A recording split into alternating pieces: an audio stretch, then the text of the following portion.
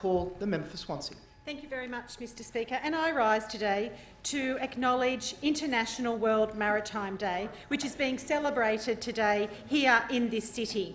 The theme for this year is Empowering Women in the Maritime Community, which is a great opportunity to raise awareness of the importance of gender equality and to highlight the important yet underutilised contribution of women within the maritime sector. It's great to see a focus on breaking down barriers and empowering women in the maritime community. Shipping has always been a male-dominated industry, and the same applies to many of the associated jobs and professions in the maritime community. Mr Speaker, it is important to note the importance of shipping, not just in New South Wales, but the Newcastle region. And this gives me the opportunity to boast that Newcastle has its first female harbourmaster, Jeanine Drummond. Newcastle Harbour is Australia's oldest export port and the largest bulk shipping port on the east coast. It is visited by more than 2,200 trade vessels each year and exports products such as grain, vegetable oils, alumina, fertiliser, ore concentrates and, of course, coal. The importance of the maritime industry is not just the economy of Newcastle, but New South Wales should also be noted.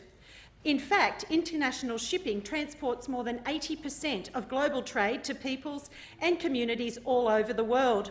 Shipping is an essential aspect of our economy and it provides the most efficient, cost-effective method of international transport for many goods. Mr Speaker, the shipping industry has also played an important role in the history of Swansea, with the shipbuilding industry in Swansea dating back to the 1850s. James Lewis Boyd is an important figure in the maritime history of Swansea and operated his shipyards between 1920 and 1952. During World War II, this shipyard built 24 vessels for the Allies. For his contribution to the community, a reserve has been named after Mr Boyd.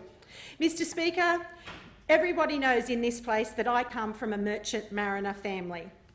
So, for me, World Maritime Day is a day to remember the importance of the maritime industry and to commend the great work of the Maritime Union of Australia, many of whose members I represent and have that privilege in the electorate of Swansea.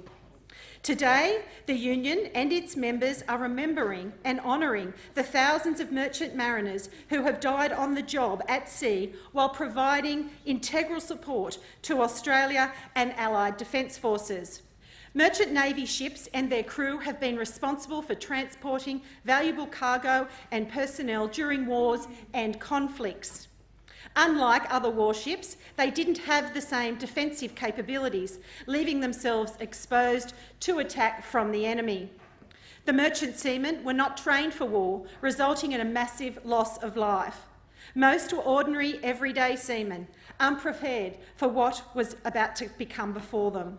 In World War I alone, Mr Speaker, 14,661 officers and men of merchant ships were killed and 3,295 taken prisoner.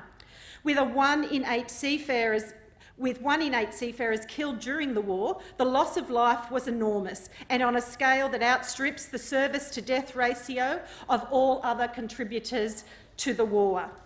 The contribution of merchant seafarers during this time is sadly overlooked. Mr Speaker, my electorate is one that is rich with maritime history. While we unfortunately don't know exactly how many people from the electorate of Swansea served, I have no doubt that there would be many. For over 100 years, the Maritime Workers Union and the Labour movement have worked tirelessly to ensure that maritime workers can leave home and be confident that they will come home. In June this year, I was honoured to attend the Merchant Mariners Memorial Service in Newcastle. Mr Speaker, I would like to congratulate the Maritime Union of Australia for hosting World Maritime Day today and for commemorating and honouring all those men who went to work and sadly didn't return home.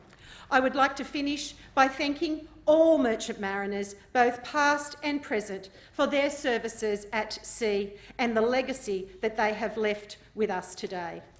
I thank the member for Swansea for that private member statement.